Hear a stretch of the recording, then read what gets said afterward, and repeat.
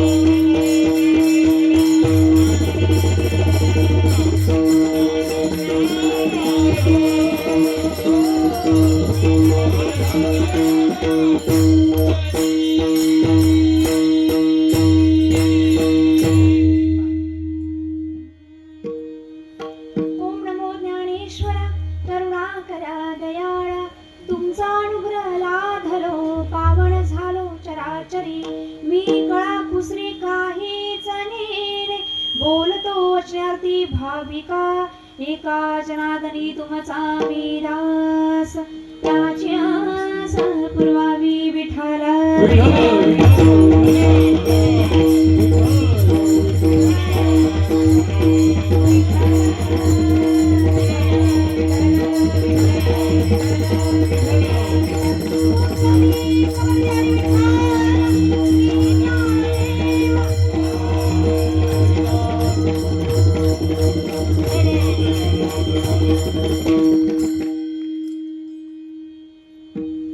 उपस्थित सर्व संत जनमाळबापू या आपल्या अणुशक्ती नगर मध्ये मानखुर्द मुंबई या ठिकाणी हे मला वाटतं 18वं वर्ष आहे आणि अखंड हरिनाम सप्ताहाचं नियोजन गेले 18 वर्ष याच पद्धतीनं 2 दिवसाचं आणि 2.5 दिवसाचं पारायण आणि उद्या काला नाही परवा काला असं नियोजन दरवर्षी करण्यात येत आहे. आणि या अखंड हरिनाम सप्ताहाच्या निमित्ताने आजचं हे कीर्तनरूपी पुष्पपुण्याची सेवा मग सारख्या पामरास भगवंताच्या कृपेने सद्गुरूंच्या आशीर्वादाने तुम्हा सर्व श्रोत्यांच्या प्रेमामुळे मी म्हणेन येथील कार्यकर्त्यांच्या स्नेहामुळे मला वाटतं कैलासवासी कोकाटे महाराज यांच्या प्रेरणेने आणि मला वाटतं हरिभक्तपरायण आदरणीय दामोदर महाराज चापेकर यांच्या नेतृत्वाखाली सुरू असणारा हा अखंड हरिनाम सप्ताह आहे. आणि या निमित्ताने सेवेकरता घेतलेला अभंग देहूचे सुप्रसिद्ध साधू वैराग्याचे शिरोमणी वैराग्याचे मुकुटमणी जगत वंदनीय तुकोबाराया यांच्या गाथेतील तसेच ज्ञानोबरायांचा हरिपाठाचे 27 अभंग म्हणून झाल्यानंतर जी तुकोबरायांची गुरु परंपरा आपण हरिपाठामध्येच म्हणतो त्या गुरु परंपरेतील सगळ्यांच्या परिचित असणारा ज्ञात असणारा माहितीचा असणारा असा अभंग आजच्या कीर्तन सेवेकरता घेतलेले विठाल.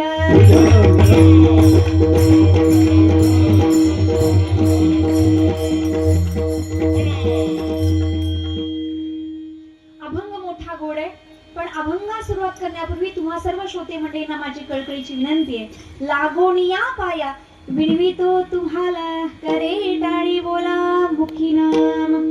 कीर्तन सुरू असताना कीर्तनामध्ये जेव्हा जेव्हा भगवंताचं नामस्मरण सुरू होईल तेव्हा तेव्हा न सांगता काय करायचं श्रोते मंडळी? हाताने टाळी आणि मुखानं गोड असं नाम त्या भगवान परमात्मा पांडुरंगाचं गायचंय विठाल.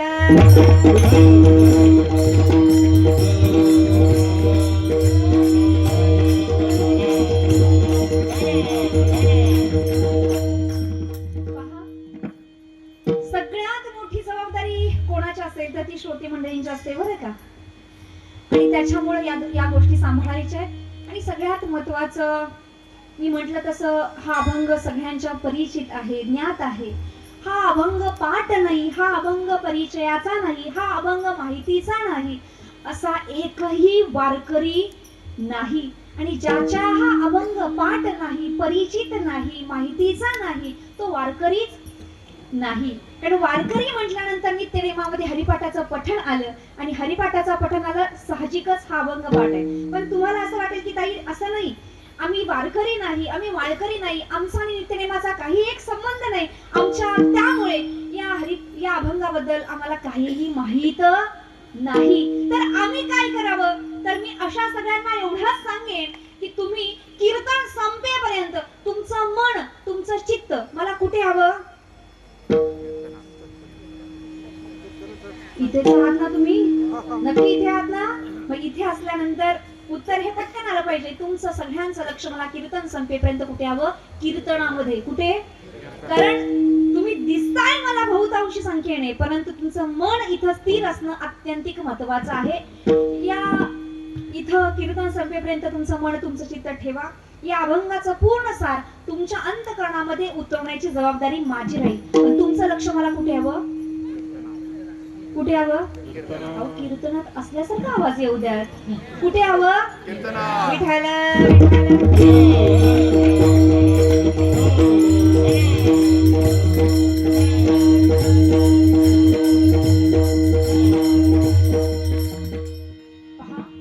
गोड असं नियोजन आहे, आयोजन आहे.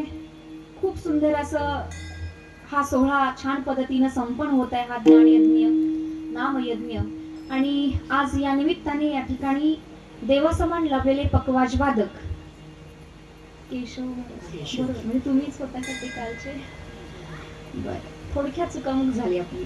तर केशव महाराज कुंभार ते या ठिकाणी आहेत, ज्यांच्या दर्शनाचा योग या निमित्ताने आला. आणि आपला परिचय राजेंद्र महाराज. हा, तर या दोन्ही पकवाज वादकांच्या प्रथम मी चरणाचं दर्शन घेते, दोघांच्या चरणी नतमस्तक होते. देवासमान लाभलेले आमचे गायनाचार्य मंडळी, ज्यांच्या स्नेहामुळे इथं तर येणं घडलं. कसं असतं की नाही का, पारख ही ज्या त्या क्षेत्रातली ज्या त्या माणसानेच करावी.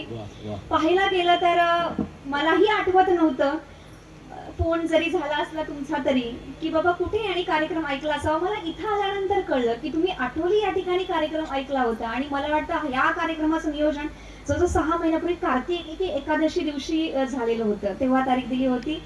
आणि ज्यांच्या स्नेहामुळे इथं येणं घडलं ते आदरणीय गुरुवर्य असे असणारे हरिभक्तापरायण रामचंद्र महाराज रिंगे, त्यांच्या स्नेहानं इथेपर्यंत मला येणं घडलं आहे. तर मी प्रथम त्यांच्याही चरणाचं दर्शन घेते.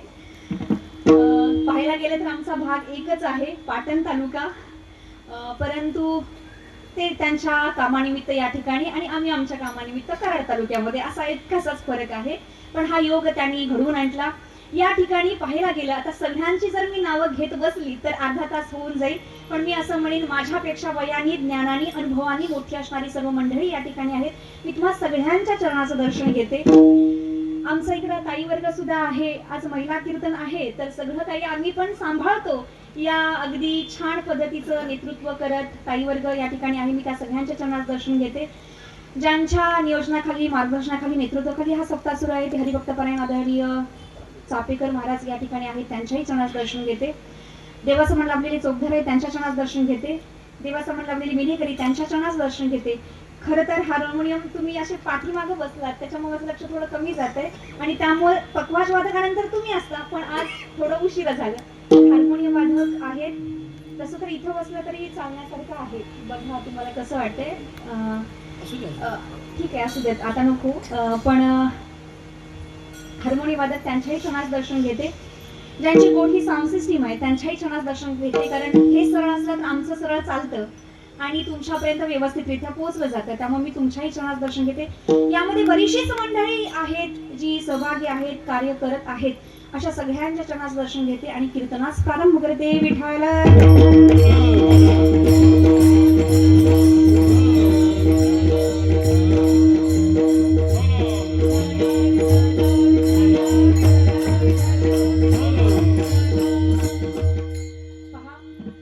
अभंग मोठा गोड आहे. मी म्हटलं तसं सगळ्यांच्या परिचित आहे, ज्ञात आहे. नीट लक्ष देऊन ऐका. तुमचं मन, तुमचं चित्त इथं ठेवायचं आहे, हे लक्षात घ्या. या अभंगाच्या दृष्टिकोनाने जर विचार करायचा झाला तर पहा, या अभंगामध्ये जगद्गुरु संत तुकोबराय वर्णन करतात की बाबा भगवंताचं आपल्या भक्ताबद्दलचं प्रेम काय आहे ते व्यक्त या अभंगाद्वारे करतात. पाहायला गेलं तर भगवान परमात्मा या ठिकाणी प्रत्येक जीवाचा विचार करतो. नीट लक्ष देऊन ऐका. देव प्रत्येक जीवाचा विचार करतो, त्याच्या नजरेतून कुणीही सुटत नाही. या प्रत्येक शब्दाला अंडरलाईन करा. भगवान परमात्मा प्रत्येक जीवाचा विचार करतो किंवा प्रत्येकाचा विचार करतो. पण असं असताना हा भगवान परमात्मा प्रत्येकाचा विचार करत असताना या भूतलावरती जेव्हा जेव्हा अवतारित होतो तेव्हा तेव्हा दोघांकरता कार्य करतो. नीट लक्ष देऊन ऐका. या भूतलावरती जेव्हा तो अवतारित होतो तेव्हा दोघांकरता कार्य करतो, कारण त्यानं स्वतःच त्याच्या अवताराचं प्रयोजन सांगितलेलं आहे. गीतेच्या 4थ्या अध्यायातील 7व्या आणि 8व्या श्लोकात काय म्हणतात भगवंत? यदा यदा हि धर्मस्य ग्लानिर्भवति भारत अभ्युत्थानमधर्मस्य तदात्मानं सृजाम्यहम्. जेव्हा जेव्हा धर्माला ग्लानी येते आणि धर्म वाढतो तेव्हा तेव्हा मी अवतार धारण करतो. कशा करता? 8व्या श्लोकात सांगितलं, परित्राणाय साधूनां विनाशाय च दुष्कृतां धर्म संस्थापनार्थाय संभवामि युगे युगे. कशा करता? तर परित्राणाय साधूनां, साधूंचं, सज्जनांचं, भक्तांचं रक्षण करण्याकरता. भक्त राखे पाया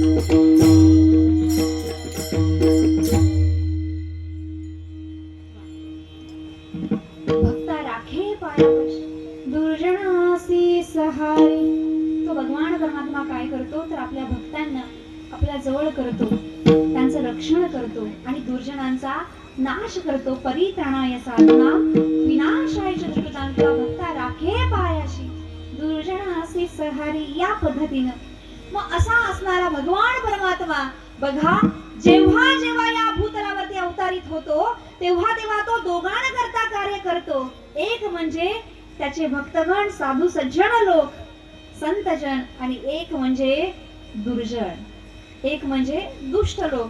मग आता या ठिकाणी भगवान परमात्मा प्रत्येक जीवाचा जर विचार करतो आणि या भूतलावरती अवतारित होताना या दोघांकरता होतो, तर आपल्या मनात सहज प्रश्न निर्माण होईल की ज्या अर्थी देव प्रत्येकाचा विचार करतो आणि या भूतलावरती सज्जन दुर्जनाकरता अवतारित होतो, याचा अर्थ आम्ही या दोन्हीमध्ये कुठेतरी असलो पाहिजे.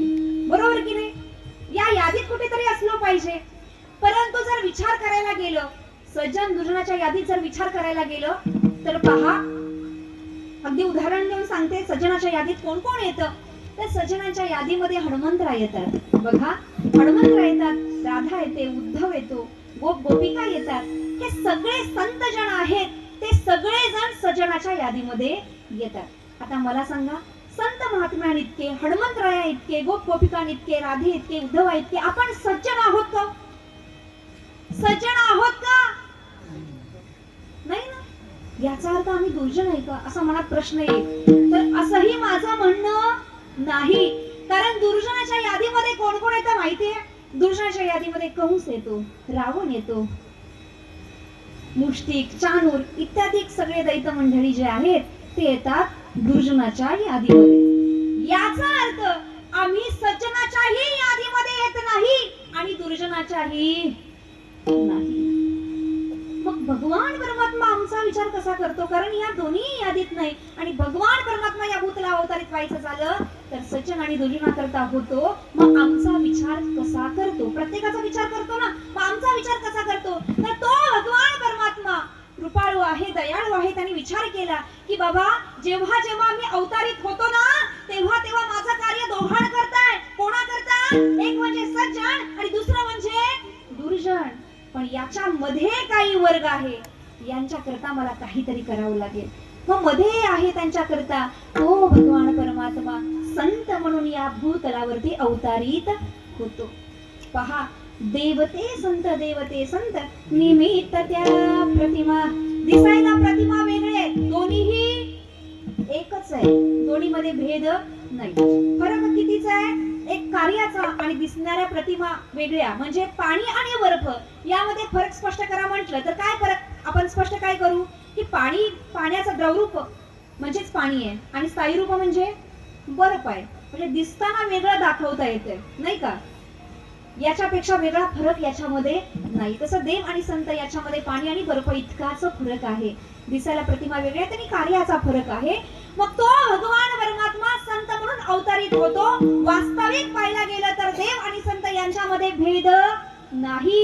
कारण बघा, ज्ञानोबराय म्हणजे दुसरं तिसरं कोणीही नाही. प्रत्यक्ष पांडुरंगाचा अवतार आहे. आपण नेहमी आरतीमध्ये म्हणतो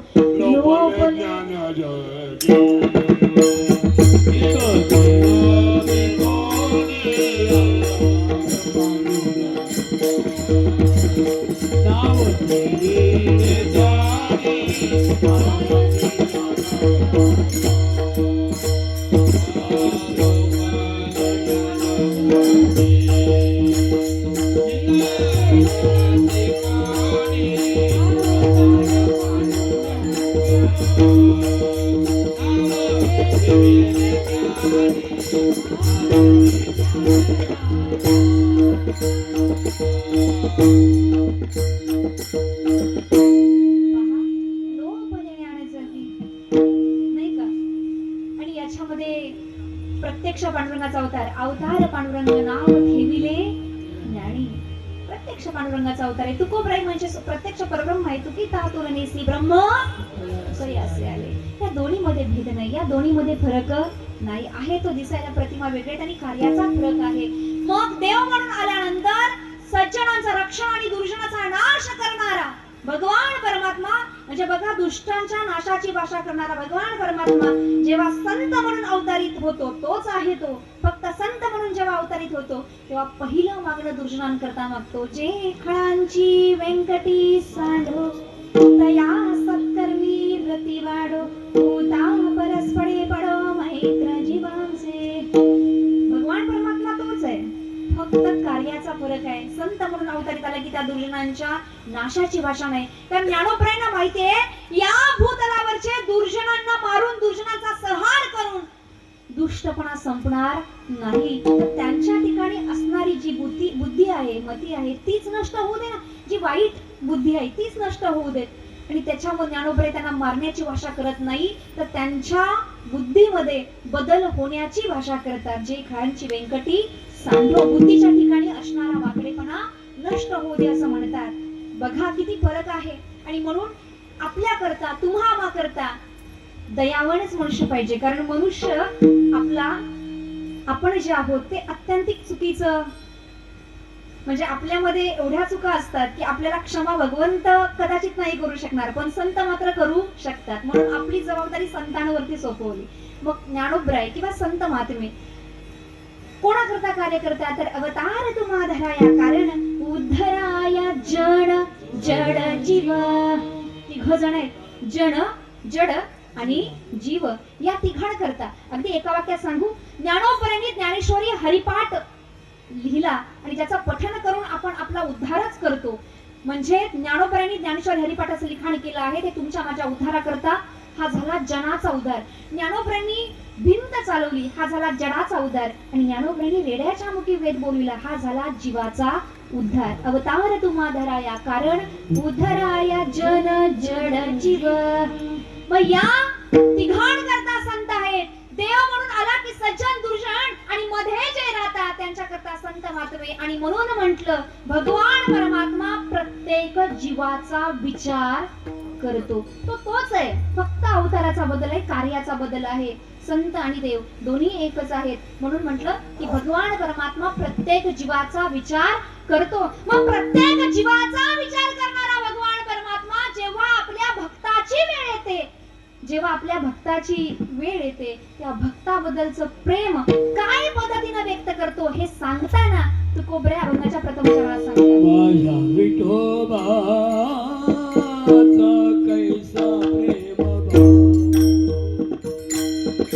माझ्या विठोबाचा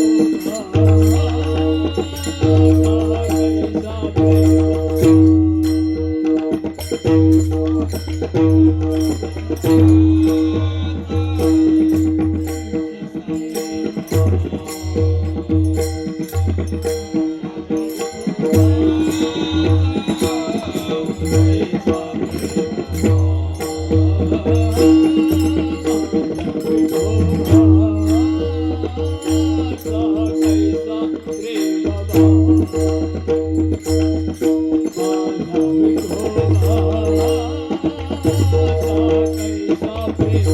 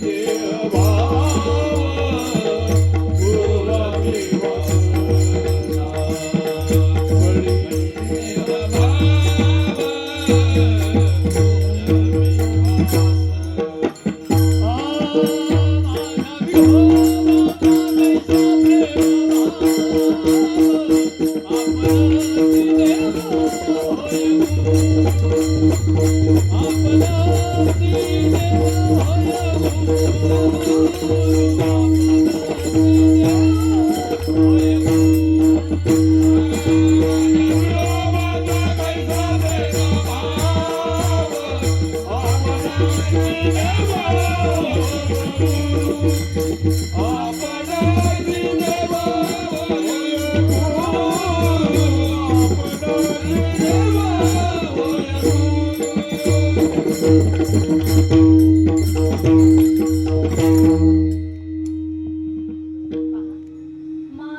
विठोबाचा कैसा प्रेम भाव आपणची देव होय गुरु.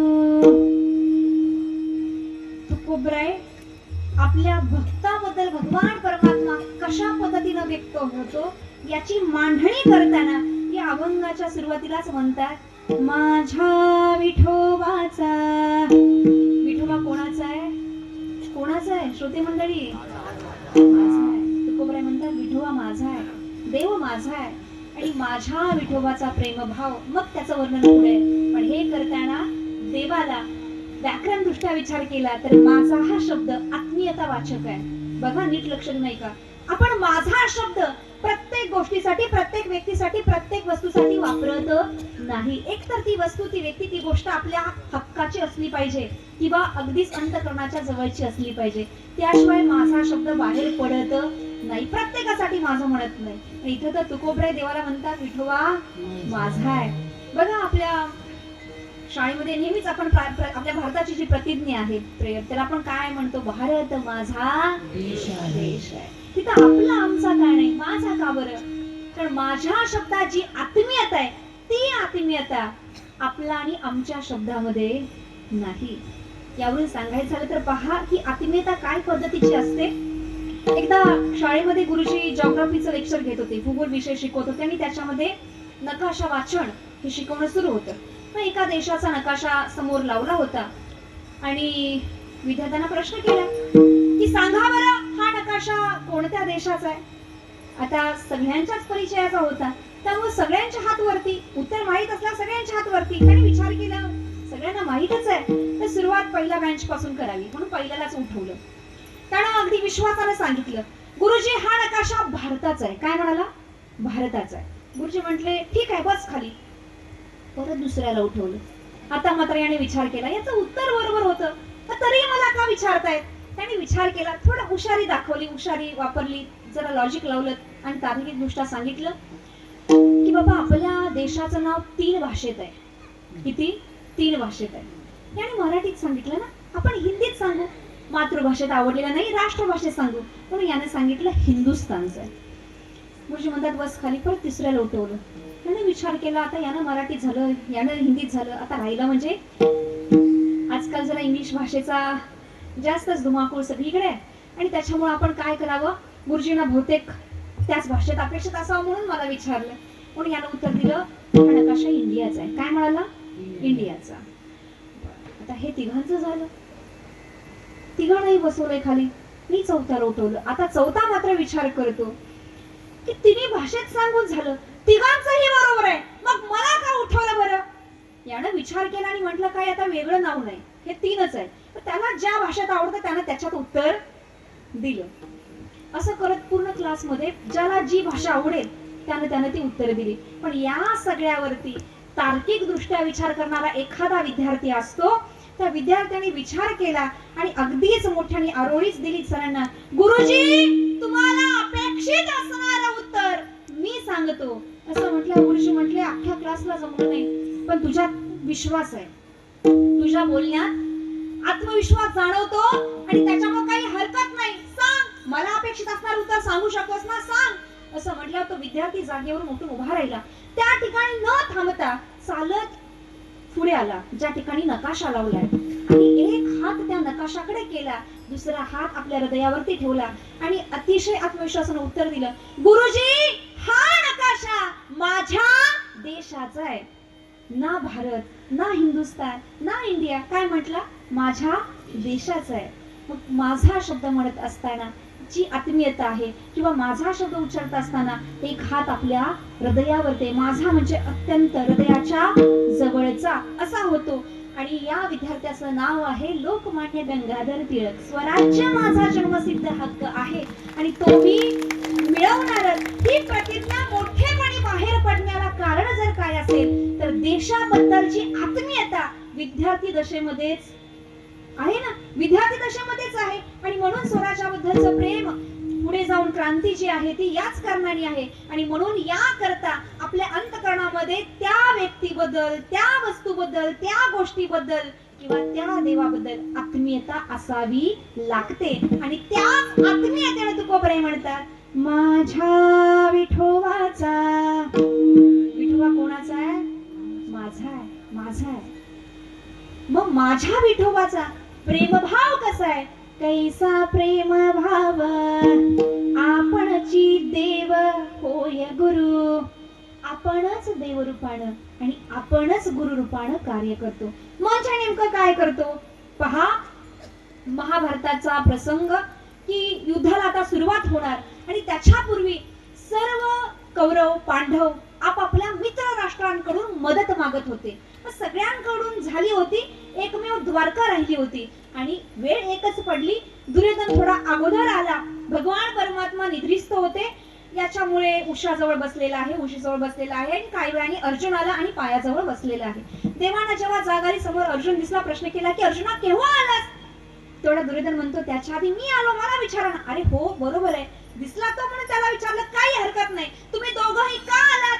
असं म्हटल्यानंतर दोघांनी सांगितलं आता युद्धाला सुरुवात होणार आहे आणि मित्र राष्ट्रांकडून मदत घेत घेत आलो, तुझ्याकडूनही मदतीची अपेक्षा आहे आणि म्हणून आलो. भगवान कृष्णाने अगदी विचारपूर्वक सांगितलं ठीक आहे, काही हरकत नाही, मी दोघांनाही मदत करतो, पण माझा एक प्रस्ताव आहे, जरा ऐका आणि त्याच्यानुसार ठरवा कुणाला काय हवं ते. आणि भगवंतांनी सांगितलं हे पहा, एका बाजूला माझी नारायणी सेना राहील आणि एका बाजूला मी एकटा राहील. ज्या बाजूनी मी असेल ना, हातात शस्त्र धरणार नाही. हव्या तर 4 युक्तीच्या गोष्टी सांगेन. किती? 4. याच्या पलीकडे मी काहीही करणार नाही. असं म्हटल्यानंतर दुर्योधन विचार करतो, याला घ्यावं आणि यानं सांगितलेल्या युक्तीच्या गोष्टी खऱ्या सांगेल कशावरून? देवावरती अविश्वास दाखवला आणि विचार केला आणि म्हटला नाही, मला तुझी नारायणी सेना चालेल बाबा. अर्जुनाला हे मान्य का पाहू देत. अर्जुन म्हणतो अरे देवा, मी तुझी नारायणी सेना घ्यायला आलोच नाही, मला तू एकटा हवा आणि मी तुला एकट्यालाच घ्यायला आलो. तू एकटा मला पुरेसा आहे, भले युद्ध सोबत केलं नाही तरी चालेल, पण तू मला हवायस. असं म्हटल्यानंतर दोन्ही ही गोष्टींची वाटणी झाली. दुर्योधन नारायणी सेना घेऊन गेला, अर्जुन भगवंताला घेऊन गेला. आता शस्त्र धरणार नाही, युद्ध करणार नाही, काही तर केलं पाहिजे ना. अर्जुनाच्या रथाचं सारथ्य पण करायचं ठरवलं आणि पहिलाच दिवस रणांगणामध्ये कौरव पांडव समोरासमोर आहेत. अर्जुन म्हणतो देवा, ज्यांच्या सोबत मला युद्ध करायचं, मला त्यांना माझ्या डोळ्याने एकदा पाहायचंय आणि मग युद्धाला सुरुवात करायची. देव म्हणतात ठीक आहे. रथ थोडा पुढे घेऊन जातात. आता तो भगवान कृष्ण आहे, सर्व जाणतो. विचार केला हा जर रथ दुर्योधन, दुशासन, शकुनी मामांच्या समोर जर उभा केला, द्वेष भावनेनं हा जागा होईल आणि युद्धाला लगेच सुरुवात करेल, गीतेचा जन्म होणार नाही. म्हणून रथ उभा करताना पितामह भीष्माचार्य, द्रोणाचार्य आणि कृपाचार्यांच्या समोर उभा केला. या तिघांना बघितल्यानंतर अर्जुन मोहित झाला, करुणा भावनेनं व्याकुळ झाला आणि सांगतोय देवा, हे माझे, ज्यांनी मला घडवलं, ज्यांच्यामुळे माझं अस्तित्व आहे, अशांना मारून मला युद्ध करायचं नाही. त्यांना मारून मी युद्ध कसा करू? मला कुठलंही राज्य नको, मला कुठलंही वैभव नको, माझा मी वनवासी तर वनवासी बरा, पण मला यांना मारायचं नाही. हे विचार करत असताना, बोलत असताना अर्जुनाचं अंग थरथर कापू लागलं. हातातून गांडीव गळून पडलं. तो रथातून खाली उतरला, रथाच्या मागे जाऊन निमुटपणे खाली मान घालून बसलेला आहे. गीतेचा पहिला अध्याय अर्जुन विषाद योग नावाने आहे, ज्याच्यामध्ये अर्जुनाने स्पष्टरित्या सांगितलेलं आहे मला युद्ध करायचं नाही. आणि हा अर्जुनाचा विषाद गीतेच्या दुसऱ्या अध्यायातील 6व्या श्लोकापर्यंत आहे. आणि 7व्या श्लोकाच्या उत्तरार्ध विचारा अंती अर्जुन देवाला म्हणतो की देवा, मला युद्ध का करायचं नाही हे तुला वारंवार सांगून झालं रे, पण तू मात्र हट्टाला पेटलायस. तुला माझ्याकडून युद्ध करावं मी ही अपेक्षा आहे. माझा तुझ्यावरही प्रचंड विश्वास आहे, स्वतःपेक्षा जास्त विश्वास आहे, पण माझं मन युद्ध करायला तयार नाही. आता माझी अवस्था अशी झाली की मला तुझंही मान्य आहे आणि माझं मन युद्ध करायला तयारी दाखवत नाही. द्विधा मनस्थिती झाली रे माझी आणि आता या वेळेला मला मार्गदर्शनाची गरज आहे. आणि म्हणून 7व्या श्लोकाच्या उत्तरार्ध अर्जुन म्हणतो शिष्यस्तेह स्वादिमा त्वा प्रपन्नम, मी शिष्य म्हणून मला उपदेश करा. ज्या अर्थी अर्जुन शिष्य आहे त्या अर्थी देव कोण झाला? गुरु झाला ना. आपणची देव होय गुरु, आपणच देव रूपानं आणि आपणच गुरुरूपानं कार्य करतो. अर्जुनाला पूर्ण मार्गदर्शन एक गुरु म्हणून केलेलं आहे आणि देव म्हणून फक्त 4 युक्तीच्या गोष्टी सांगितल्या. किती? 4. त्यानं आधीच सांगितलं होतं 4च युक्तीच्या गोष्टी सांगेन आणि तेवढ्याच देव म्हणून केल्यात. कोणत्या 4 युक्तीच्या गोष्टी? पितामह भीष्माचार्यांना कसं मारायचं, द्रोणाचार्यांना कसं मारायचं, कर्णाला कसं मारायचं आणि जयद्रथाला कसं मारायचं, याच्या पलीकडे देव म्हणून काहीही केलेलं नाही. या 4 युक्तीच्या गोष्टी. बाकी सगळं जे मार्गदर्शन आहे ते गुरु म्हणून केलेलं आहे. म्हणून आपणची देव होय गुरु ऐसा माझ्या विठोबाचा प्रेम भाव. कसा आहे तर या पद्धतीने एकदा का त्याला माझं म्हटलं की आपल्याला वेळ प्रसंगी तो देव आणि गुरु म्हणून मदत करतो. नवे नवे तो आपल्या सोबत राहतो. याच्याही पुढे जाऊन सांगू श्रोते मंडळी, फक्त देवाला माझं म्हणा. माझं म्हटलं ना, आपल्या अंतःकरणातली प्रत्येक इच्छा, मी काय म्हटलं नीट लक्षात नाही का, प्रत्येक शब्दाच्या खाली अंडरलाईन करा. प्रत्येक इच्छा, मग ती कोणतीही असो, काहीही असो, भगवान परमात्मा पूर्ण केल्याशिवाय राहत नाही. आणि याचं उदाहरण देताना तुकोबऱ्या अभंगाच्या दुसऱ्या चरणात सांगतात, पडिये देह भाव पुरविवास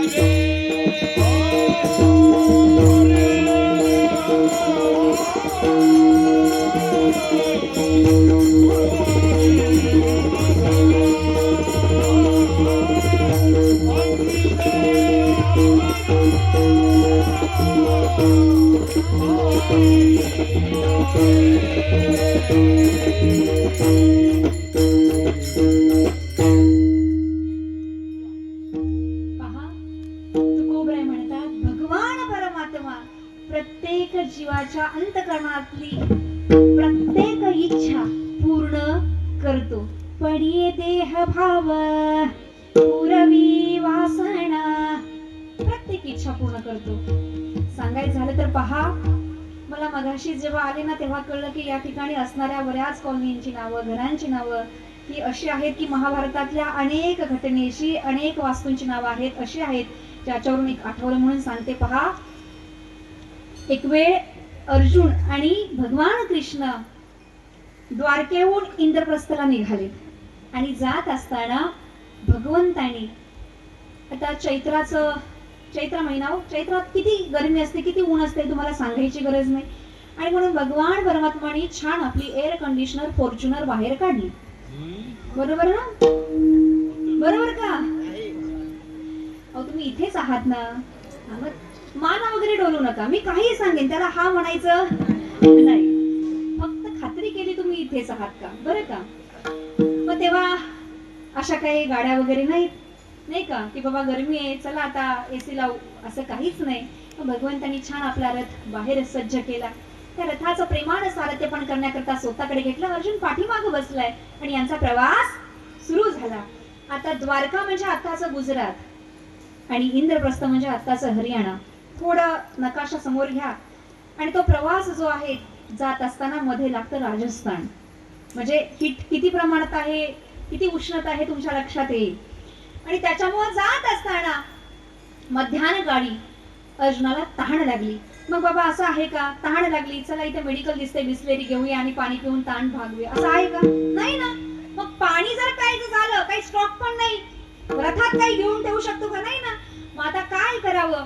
अर्जुनाला तहान लागली, देवाला सांगावं कसं या विचारामध्ये अर्जुन आहे. पण देव सर्वज्ञ आहे, देव सर्व काही जाणतो, आपल्या भक्तांच्या अंतःकरणातलं सर्व काही जाणतो. देवाने जाणलं याला तहान लागली, पण हा काही बोलणार नाही आणि म्हणून याला पाण्याची व्यवस्था करून दिली पाहिजे याची तयारी भगवंतांनी केली. काही अंतर पुढे गेल्यानंतर अचानक दाट झाडी लागली अरण्यातून, म्हणजे अरण्यच एक प्रकारचं लागलं. दाट झाडी, हवेत आल्हाददायक गारवा. आणि हे दृश्य बघून देव म्हणतात, अर्जुना दाट झाडी आहे आणि हवेत आल्हाददायक गारवा आहे, त्या आरती जवळ कुठेतरी पाणी आहे. साधं लॉजिक आहे. आणि त्याच्यामुळं अर्जुन मनात म्हणतो बरं झालं, ताण लागली होती पण सांगावं कसं म्हणून बोललो नाही, पण हा स्वतःहून बोलते बरं झालं. आणि त्याच्यामुळे ताण लागले असते तर पाणी पिऊन घे, बघ जरा शोध, असं म्हटल्यावर ठीक आहे म्हटलं. देवाने रथ थांबवलेला आहे. अर्जुन त्या अरण्यामध्ये प्रवेश करतो. आता मला सांगा, ताण अर्जुनाला लागली होती, हे अरण्य निर्माण करणारा कोण आहे? स्वतः भगवंत आहे. ते अरण्य साधारण असेल का? ते अरण्य साधारण असेल का? भगवंतांनी निर्माण केलेलं अरण्य आहे. त्या अरण्यात प्रवेश केल्यानंतर तिथलं दृश्य बघून अर्जुन मोहित झाला. एवढं नयनरम्य दृश्य होतं. मोर नाचत होते, कोकिळा गायन करत होत्या, पक्ष्यांचा सुंदर असा कोरस त्या कोकिळेला होता.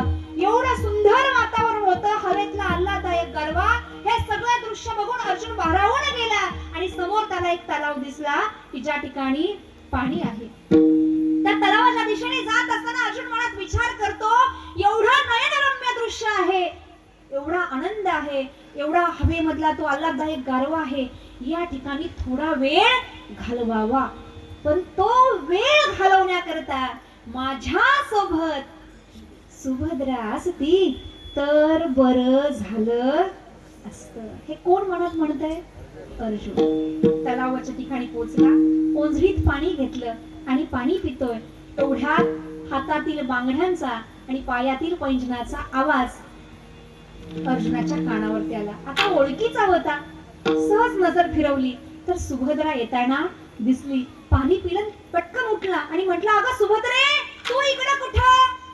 तुम्ही आठवण काढावी आणि मी न यावं, मग मी पतिव्रता काय कामाची? तुम्ही आठवण काढली ना म्हणून आले. बरं झालं आलीस. मलाही असंच वाटत होतं की या ठिकाणी तू असावीस, तुझ्या सोबत थोडा वेळ घालवावा. अर्जुनाला त्या अरण्यामध्ये एवढा मोह झाला होता की कोणा सोबत आलो याचंही भान राहिलं नव्हतं. सुभद्रा दिसली, सगळं विसरून गेला आणि एका वृक्षाच्या छायेखाली हे दोघं छान गप्पा मारत बसली. बराच वेळांचा गप्पा सुरू होत्या आणि गप्पा मारता मारता अर्जुनाने काय केलं, बोलता बोलता काही करू शकतो आपण, बोलता बोलता आपल्या बोटातली अंगठी काढली आणि सुभद्रेच्या बोटात घातली. याच्या गप्पा सुरूच आहे. आणि बोलता बोलता सुभद्रेच्या बोलण्यामध्ये कृष्ण दादाचं नाव आलं. जसं कृष्ण दादाचं नाव आलं तसं अर्जुन भानावर आला आणि म्हटलं, अगं सुभद्रे, उठ उठ उठ, जशी आली ना तशी परत जा. का? तुझा दादा माझी बाहेर वाट बघत आहे. आणि असं म्हटल्यानंतर सुभद्रेला घालवलं. जशी सुभद्रा गेली तशी भगवान कृष्णाची हाक अर्जुनाच्या कानावरती आली, अर्जुना, पाणी मिळालं का? तहान शमली का? अर्जुन काहीही बोलू शकत नव्हता. खाली मान आहे, देवाकडे पाहिलं सुद्धा नाही, कारण तो देव आहे. ओळखलं तर काय करावं, खालीच होता. आणि असंच हा मानेनं म्हटला आणि रथात जाऊन गपचूप बसला. दुसरा कोणता देव असता तर शांत बसला असता, पण तो भगवान कृष्ण आहे, गप्प बसेल का हो? नाही ना. हा सांगत नाही, याला बोलतं कसं करायचं हे त्याला बरोबर कळतं. आणि मग यानं सुरू केले ना उपद्व्याप. प्रवास सुरू झाला आणि जसा प्रवास सुरू झाला तसा अर्जुनाकडे सतत ते बोट करत होता ज्या बोटात अर्जुनाने अंगठी घातली होती. आणि ते देवा अर्जुनाकडे करायचं आणि म्हणायचं, अर्जुना तू म्हणतो ना तसं हे अरण्य अतिशय सुंदर आहे. तू म्हणतो ना एक दिवस आपण या अरण्यात वनभोजन करण्याकरता येऊया. असं नाना प्रकारे कारण काढत होता आणि ते बोट अर्जुनाकडे करायचं. अर्जुनाने ते बघितलं आणि अर्जुन मनात म्हणतो, ही अंगठी माझी आहे, पण मी ती सुभद्रेला दिली होती. बरं आता काही बोलायला जावं तर सगळंच बाहेर पडल.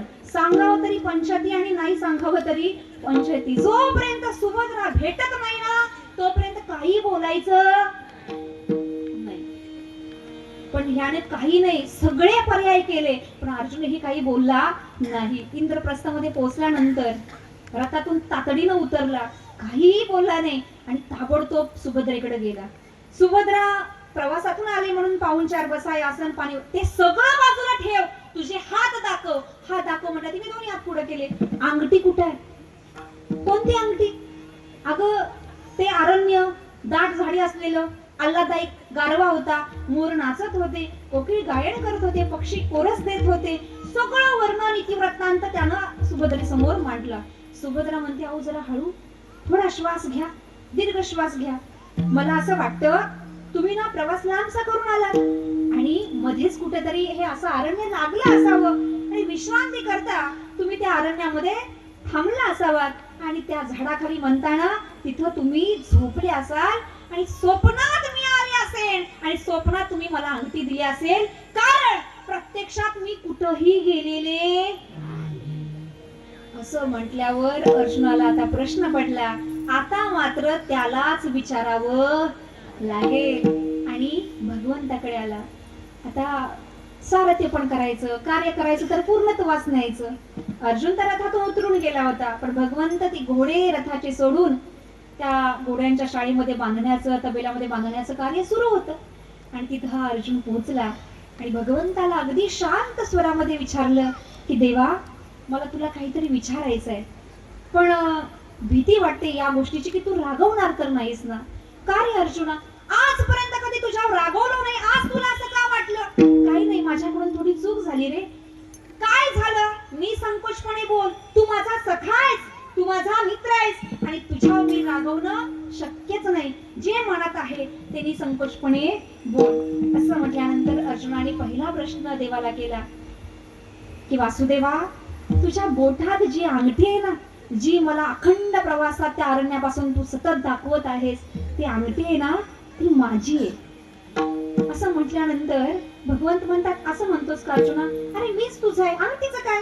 मीच तुझा आहे, अंगठी तुझीच आहे. अरे नाही देवा, ती अंगठी माझी आहे. अरे अर्जुना ठीक आहे, तुझी आहे ना? तुझीच आहे. हो देवा, ती माझीच आहे, पण प्रश्न ती माझी आहे हा नाही, ती माझीच आहे हे मला माहित आहे. प्रश्न हा आहे की ती तुझ्याकडे आली कशी, या प्रश्नाचं उत्तर मला हवंय. म्हणलं का, काय झालं रे अर्जुना? अरे काही नाही, ती अंगठी मी सुभद्रेच्या बोटात घातली होती आणि ती तुझ्याकडे आली कशी हे मला काही समजत नाही आणि म्हणून तुला विचारतोय, ती अंगठी तुझ्याकडे आली कशी, कारण मी ती सुभद्रेला दिली होती. असं म्हटल्यानंतर देव म्हणतात, अर्जुना तू म्हणतोस ना, तर ती सुभद्रेलाच दिलेली अशील किंवा सुभद्रेलाच दिली आहे असं समजूया नाही रे, मी खरंच सुभद्रेला दिली होती. ती तुझ्याकडे आली कशी एवढं सांग, म्हणजे मग माझा प्रश्न संपला. असं म्हटल्यानंतर भगवान परमात्मा म्हणतात, नीट लक्ष देऊन ऐका श्रोते मंडळी, देवाने दिलेलं उत्तर आहे. देव म्हणतात, अरे अर्जुना, तुला तहान लागली ना रे, म्हणून ते अरण्य निर्माण केलं होतं. आणि पाणी पित असताना त्या तलावाकडे जात असताना तुझ्या मनात आलं ना सुभद्रा सोबत असावी आणि तुझी ही इच्छा पूर्ण करण्याकरता, तेव्हा मी तुझ्या करता सुभद्राच झालो होतो. पडिये देह भाव पुर पुरवी वासना.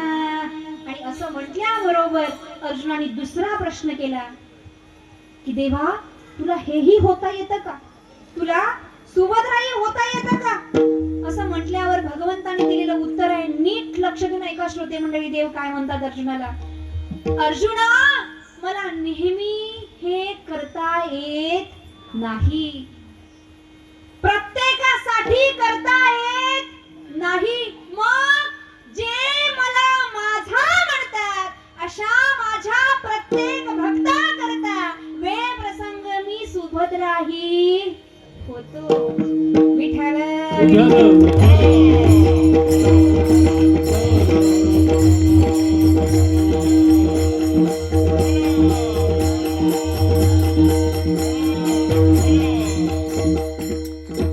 पडिये देह भाव पुरवी वासना. ऐसा माझ्या विठोबाचा प्रेम भाव कसा आहे तर या पद्धतीचा आहे. फक्त देवाला माझं म्हणण्याची गरज आहे, बाकी सगळ्या गोष्टी तो स्वतःहून करत असतो. भगवान परमात्मा एवढ्यावरच थांबत नाही हो. तुम्ही माझं म्हणताना शेवटी अंती ते आपणा पाशिन्यावे. शेवटी तो घ्यायलाही येतो, तो घ्यायलाही येतो.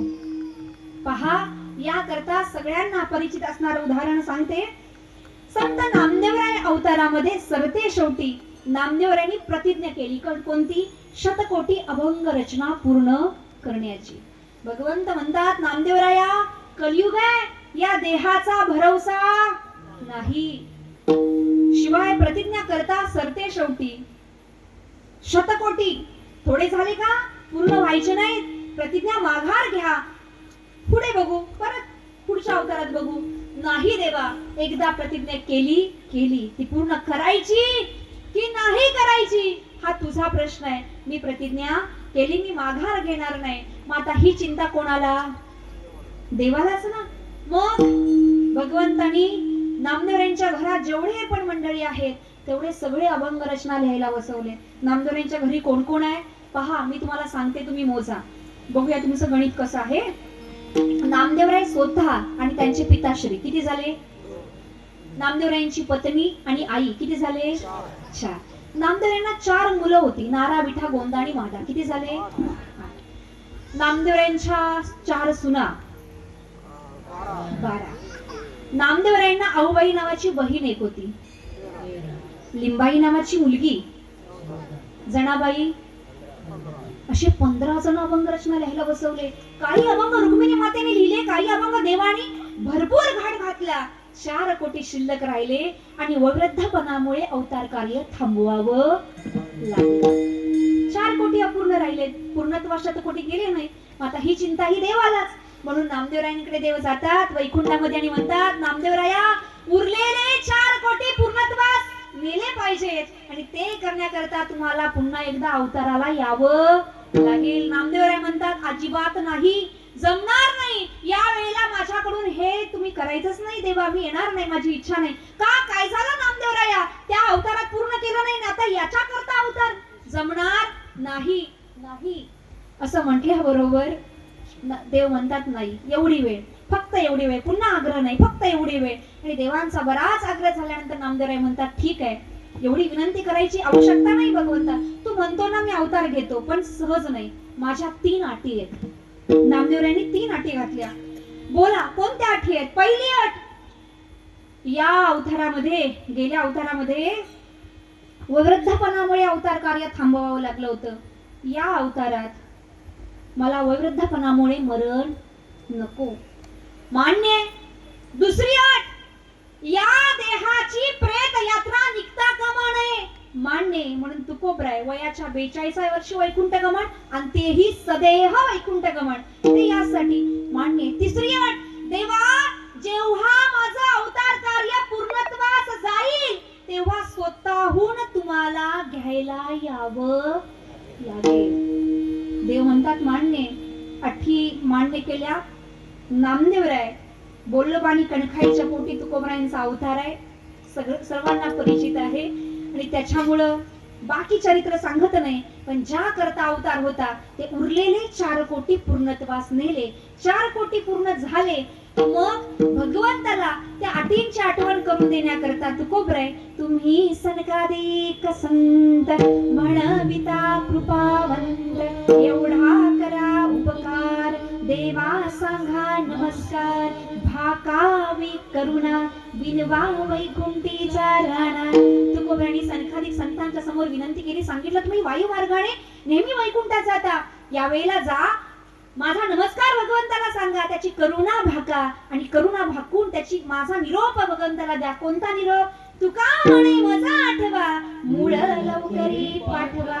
असं म्हटल्यानंतर संकादिक संत म्हटले ठीक आहे आम्ही सांगूच, पण भगवान परमात्मा वेगाने यावासा वाटत असेल तर गरुडाला विनंती करा. म्हणून गरुडाचे पायी ठेवी वेळोवेळा डोई वेगी आणावा तो हरी मज दिना ते उधरी. गरुड राजाला विनंती करून झाली. गरुडराज म्हणतात आम्ही तातडीनं घेऊन येऊ, वेगानं घेऊन येऊ, पण पाय लक्ष्मीचे हाती दिसी यावे काकुळती. म्हणून लक्ष्मी मातेला विनंती केली. लक्ष्मी माता म्हणतात सगळं मान्य तुकोबराया, सगळे पाहिजे तो निरोप देतील, पण देव निद्रिस्त आहेत, जागा करावं लागेल. म्हणून तुका म्हणे शेषा जागे करा ऋषिकेशा. या पद्धतीनं शेष नारायणाने भगवंताला जागा केलं. लक्ष्मी मातेने निरोप दिला.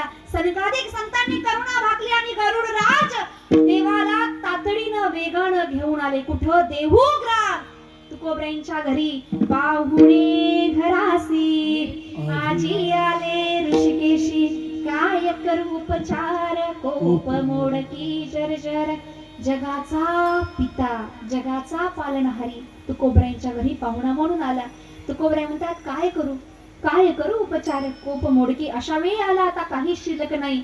धर्मपत्नी यांना सांगितलं कुठेतरी उतरंडीमध्ये मुठभर कण्या सापडल्या, त्या रांधल्या आणि देवाला केळीच्या पानावरती जेवायला वाढलं.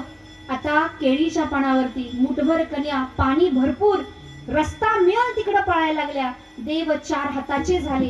3 हातांनी ते पान धरलं, एका हाताने भोजन केलं आणि तृप्तीचा ढेकर दिला. भोजन झाल्यानंतर भगवान परमात्मा तुकोबरायांच्या घरी आलेशान अशा छान सुंदर मौसूत लुसलुशीत सोफा सेट वरती विराजमान. बरोबर ना? हरी मोडकी आवाज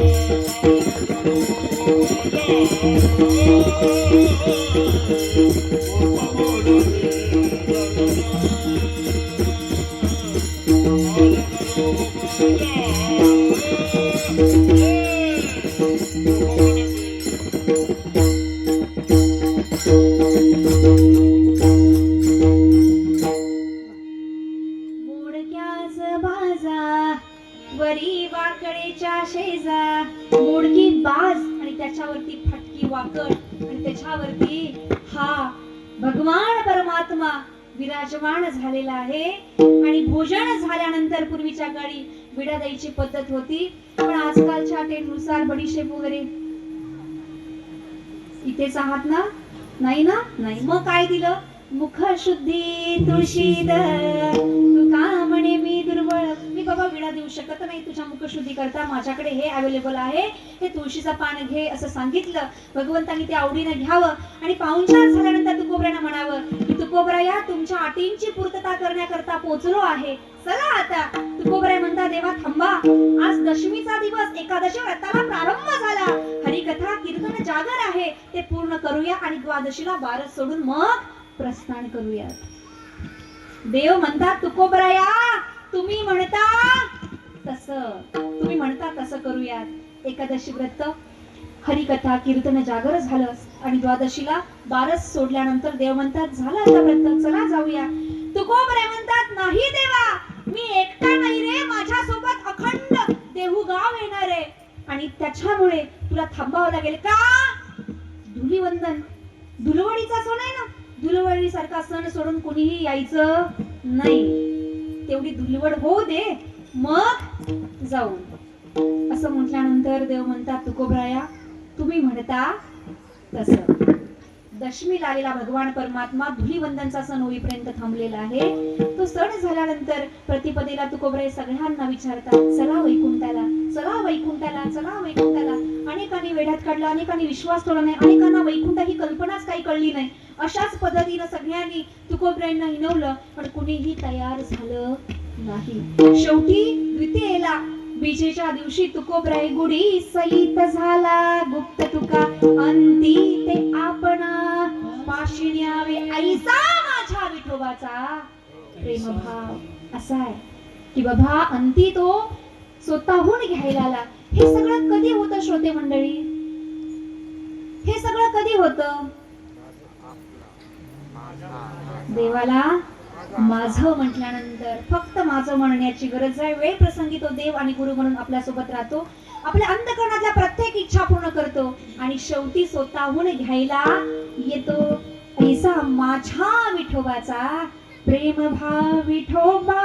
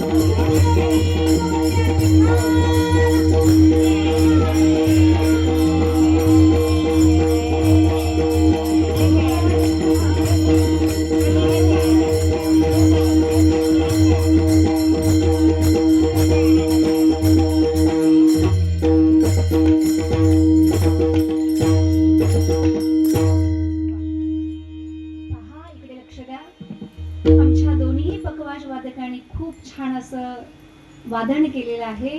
आमच्या गायनाचार्य सर्व टाळकरी भजनी मंडळाने छान असं तालबद्ध लयबद्ध स्वरबद्ध असं भजन केलेलं आहे. केलं की नाही?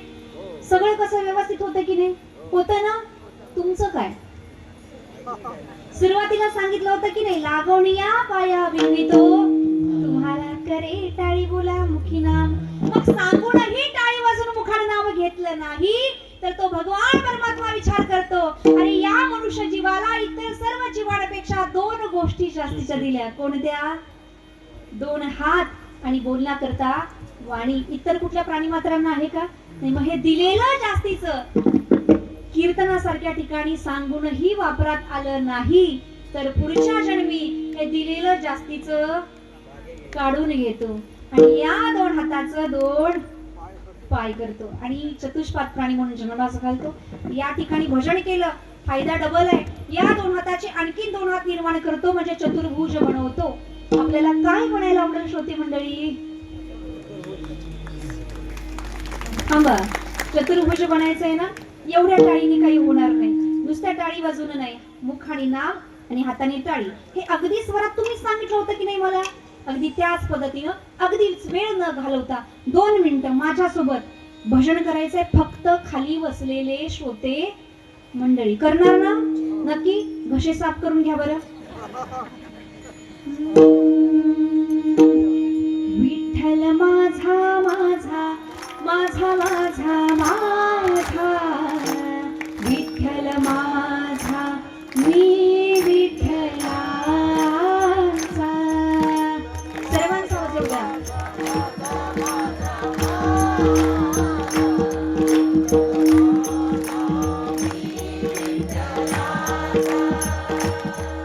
विठ्ठल माझा माझा माझा माझा माझा विठ्ठल माझा मी विठ्ठलाचा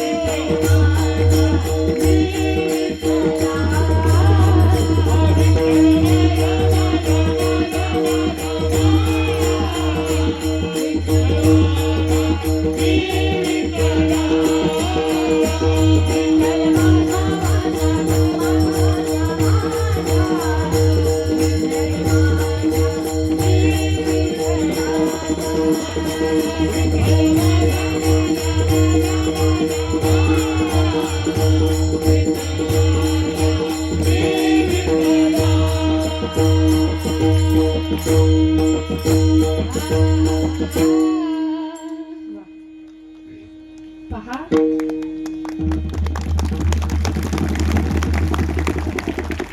विठोबा कोणाचा आहे म्हणून झालेलं आहे. जेव्हा देवाला आपण माझा म्हणतो तेव्हा काय होतं हे बघितलं ना, काय होतं बघितलं ना. वेळ प्रसंगी तो देव आणि वेळ प्रसंगी गुरु म्हणून आपल्या सोबत राहतो, आपल्या अंतःकरणातल्या सगळ्या इच्छा पूर्ण करतो, मग ती काहीही असली तरी शेवटी तो स्वतःहून घ्यायला येतो. इथपर्यंत आपण आलो होतो.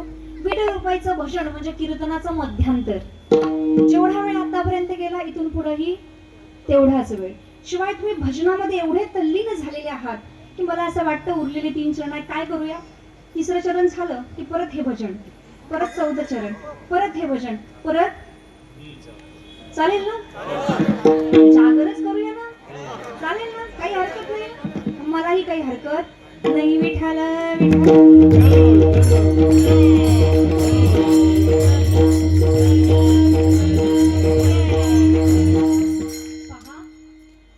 फक्त देवाला माझं म्हणण्याची गरज आहे. एकदा का त्याला माझं म्हटलं की इच्छा पूर्ण करणं, सोबत तो असणं, शेवटी घ्यायला येणं. याच्याही पुढे जाऊन तुम्हाला सांगते, तो आपला अंगरक्षक म्हणून तो राहतो आपल्या सोबत. अंगरक्षक म्हणजे आपला बॉडीगार्ड म्हणून तो आपल्या सोबत राहतो. बघा, कुठल्याही प्रकारचं संकट येऊ देत नाही, मागे पुढे उभा राहे सांभाळीत, आली या आघात निवाराया. कुठलाही संकट येऊ देत नाही, तुकोबरे म्हणतात, किंवा निर्वाणी गोविंद असे मागे पुढे काहीच साकडे पडू नये. फक्त माझं म्हणणे आहे, माझं म्हटलं ना की मागे पुढे उभा राहे सांभाळी, म्हणजे आपला अंगरक्षक बनून राहतो. कोणताही संकट आपल्यावरती येऊ दे नाही. त्यातून जर आघात झाला तर तो आघातही स्वतःवरती घेतो. एकदा अष्टनायिकांची मीटिंग भरली. त्यांचा विषय असा होता की द्वारकेमध्ये सर्व काही आनंद, सर्व काही सुख असताना भगवान परमात्मा आपला देव रोज जातो नक्की कुठे. सत्यभामा वॉचून होती, ती सांगितलं मी बघितलेलं आहे. कुठे? देखिला गे माये यमुनेच्या तीरी, हात खांद्यावरी राधिकेच्या. आणि त्याच्यामुळे मी पाहिलाय असं म्हटलं कोण आई राधिका, एकदा बघितलंच पाहिजे. या 8 जणी गेल्या परीक्षा घ्यायला. गरम उकळलेलं दूध तिला बोलण्यात गुंतवून तिला प्यायला दिलं. तिने ते पिलं आणि त्या 8 जणी चर्चा करत द्वारकेत पोहोचल्या. केली की नाही तिची गंमत, केली की नाही तिची फजिती वगैरे वगैरे, काय जे असेल ते असं बोलत बोलत त्या द्वारकेत पोहोचल्या. समोरचं दृश्य असं होतं की भगवान परमात्मा सरपडत चाललेत. त्यांचे पाय पोळलेले आहेत, पायांना मोठाले फोड आलेत, विजा झालेली आहे आणि त्यांना चालता येईना. हे दृश्य बघून त्या 8 जणी धावल्या. कोण मलम आणत आहे, कोण लेप तयार करत आहे, कोण थंड पाणी, कोण वारा घालते, म्हणजे सगळे प्रकार जे जमतात ते करतायत. भगवान परमात्मा म्हणतो हे सगळं करायची आवश्यकता नाही. का? कारण हा तुमचाच उपद्व्याप आहे. आम्ही काय केलं? राधिकेला गरम दूध प्यायला कोणी दिलं? मग त्या एकमेकीवर चालढकल करायला लागल्या. मी नाही, ती तिची आयडिया वगैरे वगैरे वगैरे. कोण म्हणणार आहे का चूक आपली आहे? नाही म्हणत. आणि त्याच्यामुळे देव म्हटले ते सगळं जाऊ द्या, पण तुम्हाला सांगू, हे देवाच्या पायावरती का आलं? कारण राधेच्या हृदयामध्ये भगवंताचे चरण आहे. आपल्या भक्तावरती आलेला आघात, झालेला घाव देवानी आपल्या पायावरती घेतला आणि आपला भक्त सुरक्षित ठेवला. ऐसा माझ्या विठोबाचा कैसा प्रेम भाव. अशा पद्धतीचा आहे. आपल्यावरती त्रास घेतो पण आपल्या भक्ताला इजा होऊ देत नाही. एक तर संकट येऊच देत नाही, कारण तो स्वतः अंगरक्षक आहे आपला. मागे पुढे उभा आहे सांभाळीत, पण त्यातून आलाच आघात तर तो स्वतःवरती घेतो. आली आघात निवाराया. मी तुम्हाला सांगू, एवढ्यावरच थांबत नाही तो, याच्याही पुढे जाऊन सांग.